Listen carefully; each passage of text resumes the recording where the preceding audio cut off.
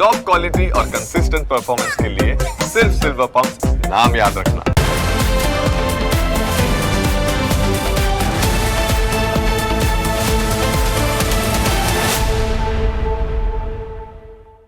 એક તરફ આઝાદીની રાહ જોવાઈ રહી છે, બીજી તરફ વધારે પડતી આઝાદી કયા પ્રકારના પરિણામો લાવે તેની પણ એક ચિંતા છે.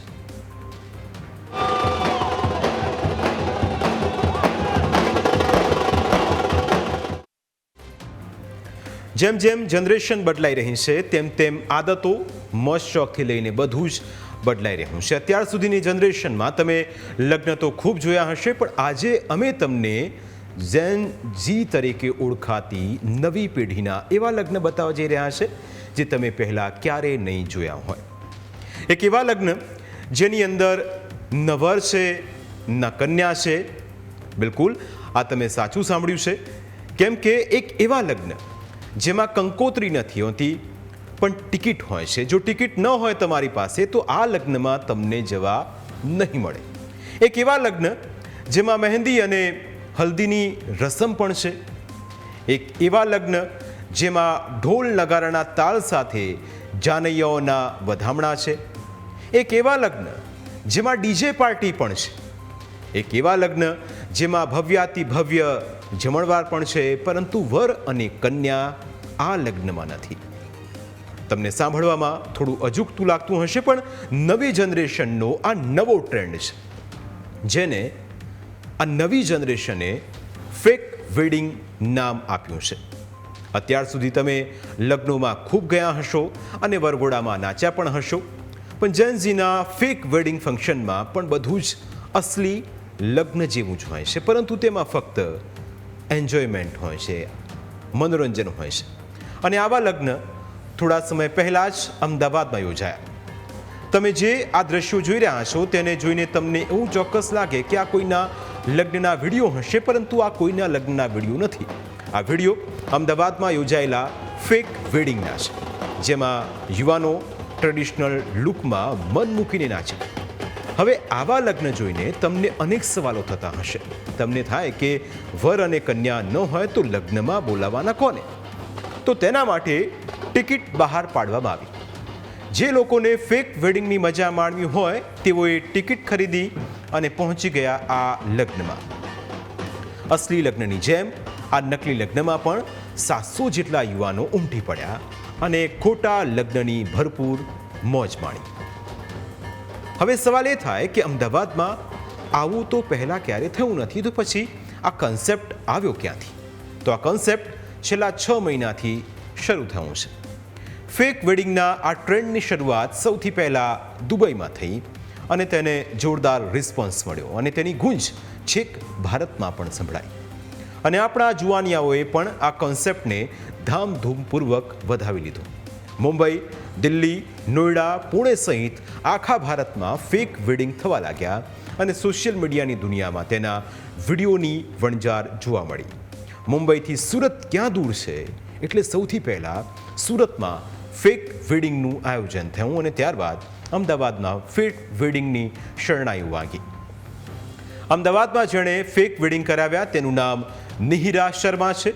તે મૂળ જયપુરની છે અને 4 વર્ષથી અમદાવાદમાં રહે છે. છેલ્લા 1.5 વર્ષથી ઇવેન્ટ મેનેજમેન્ટનો બિઝનેસ કરતી નિહિરાએ દુબઈમાં પહેલીવાર આ ઇવેન્ટ જોઈ હતી અને ત્યારે જ તેણે અમદાવાદમાં આવી ઇવેન્ટ કરવાનું નક્કી કરી લીધું હતું. ટિકિટ તો સરખી જ હતી, પણ રિસ્ટ બેન્ડ 3 પ્રકારના હતા. તે બાંધવા પાછળના અર્થ પણ અલગ અલગ હતા. જેમાં ગ્રીન બેન્ડ બાંધો એટલે તેનો અર્થ એ કે રિલેશનશિપમાં હજુ તમે સિંગલ છો, એટલે કે હજુ તમારો ક્યાંય મેળ પડ્યો નથી. હવે રેડ બેન્ડ બાંધો એટલે તેનો અર્થ એ થાય કે ઓલરેડી તમે રિલેશનશિપમાં છો. અને યલો બેન્ડ બાંધો એટલે તેનો અર્થ એ કે તમે રિચ્યુએશનશિપમાં છો, એટલે કે તમારી હા પણ નથી અને ના પણ નથી. પરિસ્થિતિ પ્રમાણે અહીં નક્કી થતું હોય. ટૂંકમાં કહીએ તો ફેક વેડિંગ એ લગ્ન કમ અને જીવનસાથી પસંદગી મેળો વધુ હતો. ફેક વેડિંગમાં જેનજીએ પોતાનો પાર્ટનર શોધવો હતો.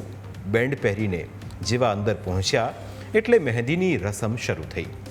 મહેંદી રસમ પછી થોડી વારમાં ફરી બધા જુવાનિયાઓ મન મૂકીને નાચ્યા અને રાત્રે 8 વાગ્યા પછી જમણવાર શરૂ થયું, જેમાં સૂપ સ્ટાર્ટરથી શરૂ કરીને પાણીપુરી, ચાટ, ચટાકેદાર છોલે કુલચે અને બીજી અનેક વાનગીઓ હતી.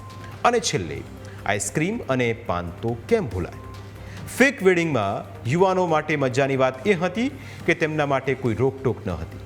જમણવાર શાંતિથી પૂરો થયો પછી બધા મોટા હોલમાં સુધી પહોંચી ગયા અને ત્યાં ફૂલ ક્લબની વાઇબ આપવા હાઈ વોલ્ટેજ ડીજેની સાથે નાચવાનું ચાલુ કર્યું અને આ નાચગાન છેક 11 વાગ્યા સુધી ચાલ્યું.